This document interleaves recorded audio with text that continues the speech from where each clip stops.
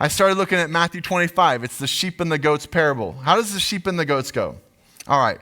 All the nations are going to gather before him. This is like end times, end times. They're at the end. And he's separating the sheep from the goats. It's an example that he's using. Those that are followers and are going to be with him for eternity, and those that are not. And how does he say that they are separated? Do not miss this. Then the king will say to those on the right, "Come, you who are blessed by my Father, take your inheritance." All right. The kingdom has prepared something for you since the beginning of creation. And who is it for?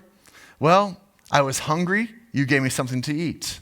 I was thirsty, you gave me something to drink. I was a stranger, and you invited me in. I needed clothes, and you clothed me. I was sick, and you looked after me. I was in prison, and you came to visit me. Who is he blessing in this moment? Those who sacrifice something. And they're like, "What are you talking about? I don't remember doing any of that." Then the righteous will answer him, "Lord, when did we see you hungry and feed you, or thirsty and give you something to drink? When did we see you a stranger and invite you in?" And verse 40, the king will reply, "Truly I tell you, whatever you did for one of the least of these brothers and sisters of mine, you did for me." It's a sacrifice. And every time you sacrifice, that's not some earning your way to heaven, which is some people's interpretation.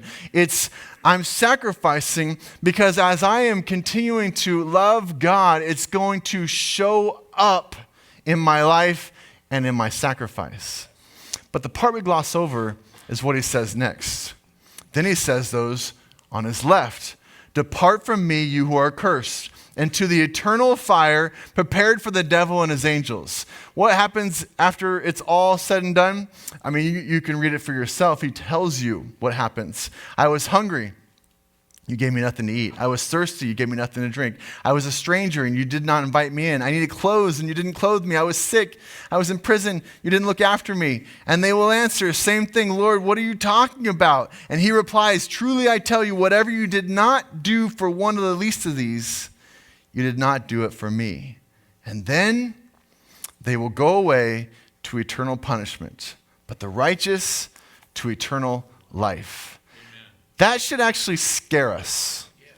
I read this and I was like, I just started going, we have to be very careful with this language, but my relationship with God should be showing up somehow. And if there's not a sacrifice, if I'm not David pouring that the most valuable thing he had out in some way, if I'm not doing that, then I'm missing it. And Jesus described it over and over again.